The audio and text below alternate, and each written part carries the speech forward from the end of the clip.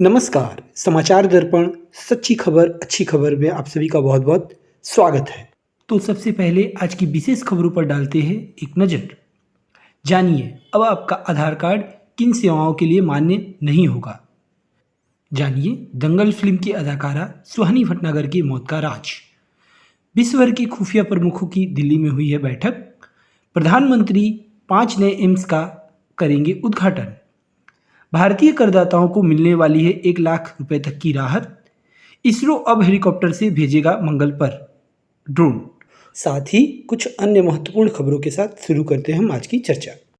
एक बहुत ही चौंका देने वाली खबर निकलकर सामने आई है कि जिस आधार कार्ड को हम अपने उम्र और नागरिकता का प्रमाण मानते थे, वह प्रमाण अब खतरे में है।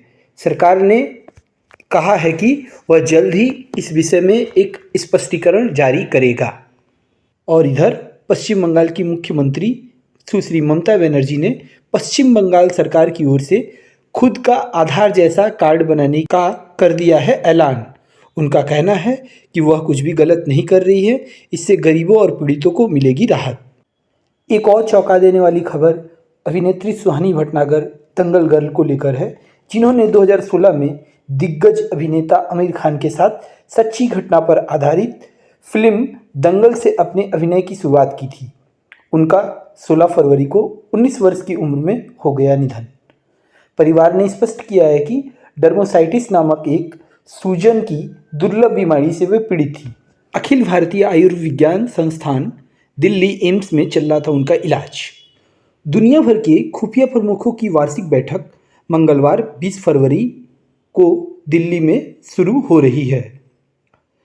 यह कार्यक्रम मुख्य रूप से आतंकवाद विरोधी प्रयासों पर रहेगा केंद्रित।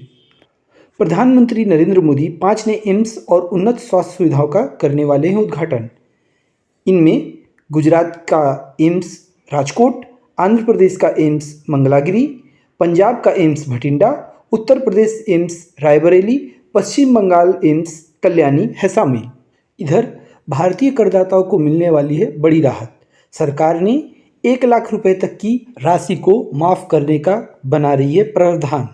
इस संबंध में नियम एवं शर्तें आयकर विभाग के वेबसाइट पर देखी जा सकती हैं।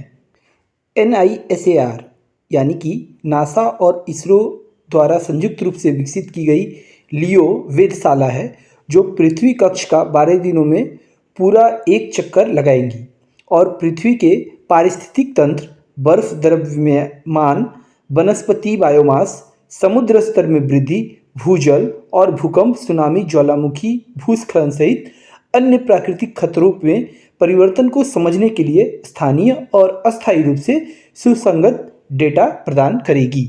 भारतीय रिजर्व बैंक और नेपाल राष्ट्र बैंक ने आज भारत और नेपाल के तेज भुगतान प्रणालियों यानी क्रमशः भारत की एकीकृत भुगतान इंटरफेस UPI और नेपाल की राष्ट्रीय भुगतान इंटरफेस NPI के एकीकरण के लिए संदर्भ की शर्तों पर हस्ताक्षर किए हैं।